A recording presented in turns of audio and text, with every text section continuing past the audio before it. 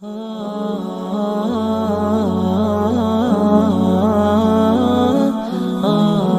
بھائیو، یہ شراب کے بارے میں حضور صلی اللہ علیہ وسلم کی اس ارشاد گرامی سے اندازہ لگایا جا سکتا ہے کہ شراب کتنا بڑا گناہ ہے کہ جب ایک طبقہ اس سے باز نہ آئے تو ان کے خلاف ہتھیار اٹھانے کا حکم اللہ جل شانہ کے پیغمبر نے فرمایا ہے۔ تو میرے بھائیو، اس معاشرے میں زیادہ تر بے حیائی دلانے والے، بےعزتی دلانے والی چیز جو ہے نا، وہ شراب ہے۔ تو اس لیے رسول اللہ صلی اللہ علیہ وسلم نے فرمایا کہ جو لوگ شراب سے باز نہیں آتے اس سے لڑو۔ اس طرح عن عبداللہ ابن عمر رضی اللہ تعالی عنہ عن النبی صلی اللہ علیہ وسلم قال لا يدخل الجنة عاق ولا قمار ولا منان ولا مدمن خمر، رواہ الدارمی۔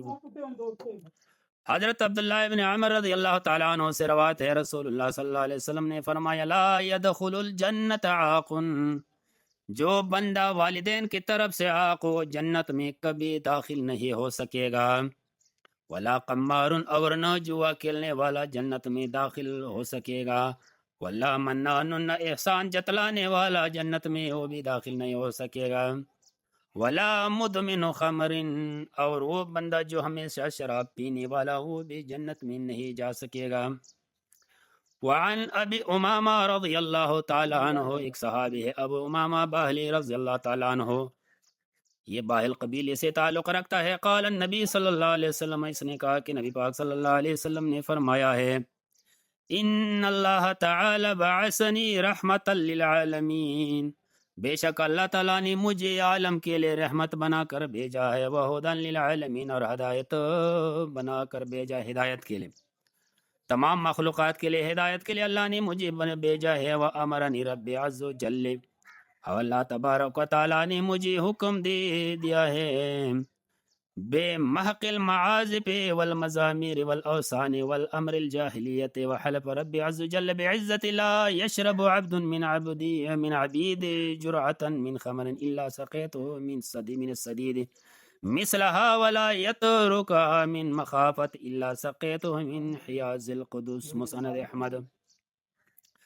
رسول اللہ صلی اللہ علیہ وسلم نے فرمایا اللہ تعالیٰ نے بے شک مجھے جہانوں کے لیے رحمت بنا کر بھیجا ہے اور سارے جہان والوں کے لیے راہ حق دکھانے کے لیے بھیجا ہے، اور مجھے میرے رب نے حکم فرمایا ہے کہ میں گانے بجانے کے سارے آلات کو ملا میٹ کر دوں،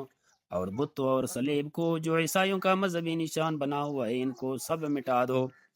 اور زمانہ جاہلیت کی باتوں کو خبر کرو۔ اور میرے رب عز و جل نے قسم اٹھائی ہے کہ مجھ کو اپنے عزت کی قسم کہ جو کوئی بندہ دنیا میں ایک گھونٹ شراب پیے گا اسے دوزخ کی لہو اور پیپ اور گندگی جو ہے نا اس کو پلایا جائے گا،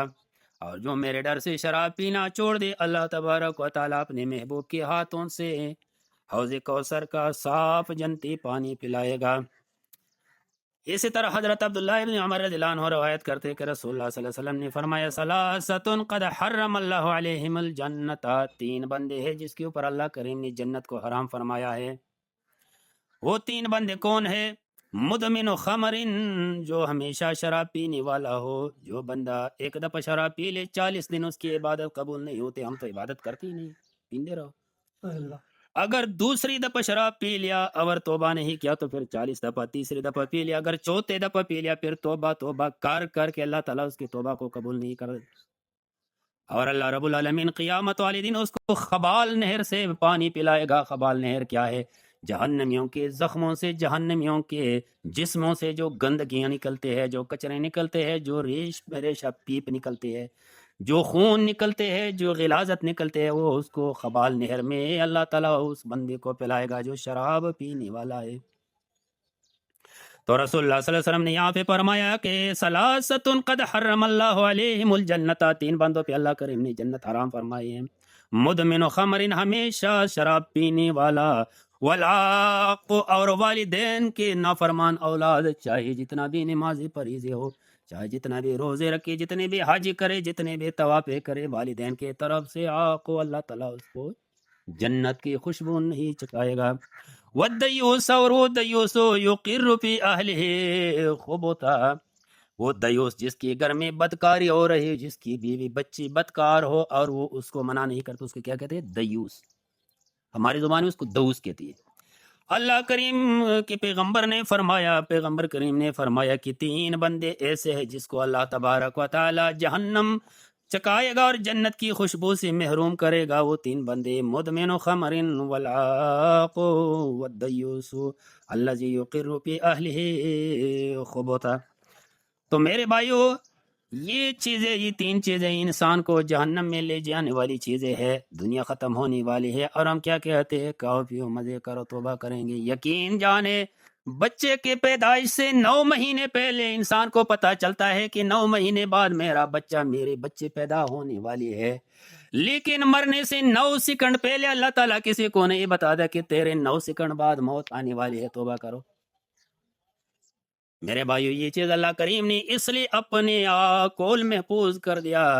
تاکہ لوگ آزما سکے ایکم احسن عملا،